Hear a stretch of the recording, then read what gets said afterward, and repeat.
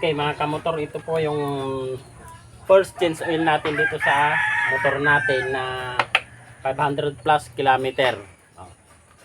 First step natin mga kamotor, make sure natin na yung ating pagdidirinan ng langis ay malinis para kung makita natin yung langis niya kung umitim man o ano, para naman tingnan natin kung may ribaba siya o wala.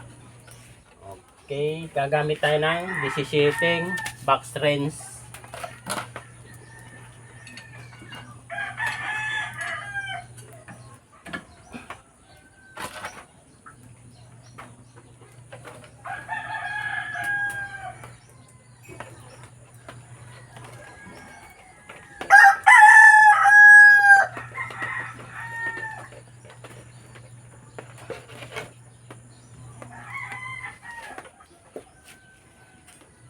Ayan, na-drain na natin. Hintay lang natin siyang matiktikan ng maigi bago tayo maglalagay ng langis.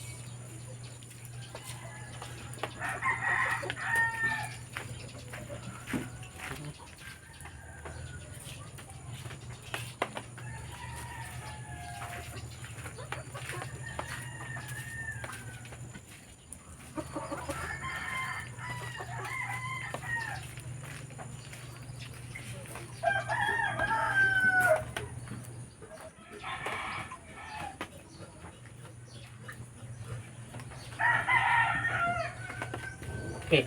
Siya nga po pala sa mga nag-change oil o nagpapalit ng langis ng motorcycle, scooter na ganito.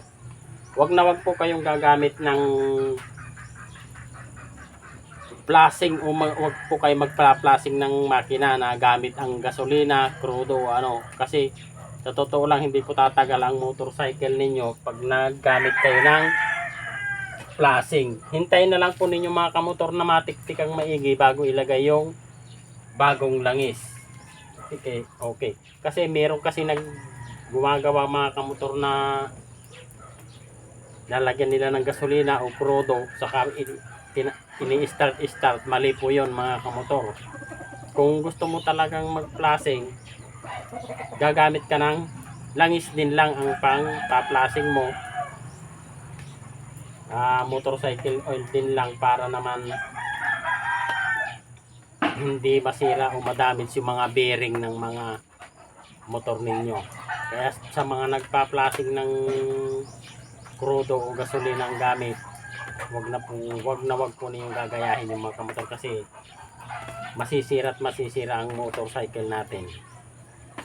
Okay, hintayin na lang natin matiktikan ng husto yung kanyang langis bago ibabalik yung kanyang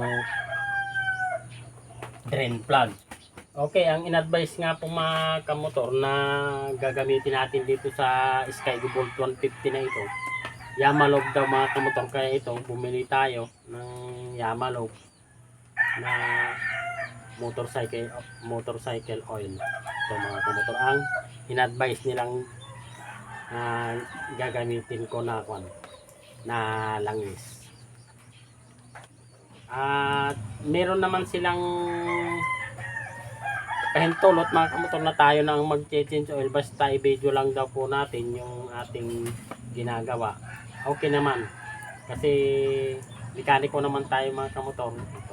Basta kung alin lang yung sinabi nilang instruction o kung yung ilang kilometer, 500 kilometer, okay, gagawin natin para naman halimbawa magka-trouble man, isaawa naman ng Diyos mga kamotor, 100% naman ang performance nito para sa akin. Napakaganda mga kamotor ang feedback nitong Bolt 150 na ito para sa akin lang naman. Sa pakakiwari ko mga kamotor, may tatalulin pang branded sa branded na motor itong Bolt 150. Sa pag-start mo na lang mga kamotor, masisihan ka na, wala ka maririnig na ganargar o ikot ng starter, basta aandar na lang siya. Kaya okay sa mga kamotor. Sa ngayon wala pa naman siyang issue na naramdaman ko sa motor na ito. Okay naman siya. Kaya sa mga gustong mag-try ng ganitong klaseng scooter, try po ninyo para masubukan din po ninyo yung performance niya kung okay nga ba siya o hindi. Pero kung tatanungin po ninyo, para sa akin, okay po siya, sulit na sulit. Hindi ka mabibitin sa performance niya.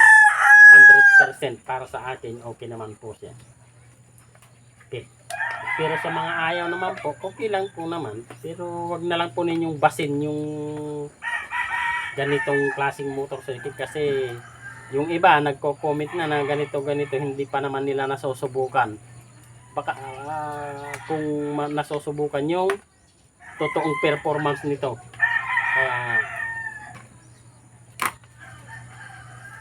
Isip-isip po muna bago kayo mag-comment sa iba.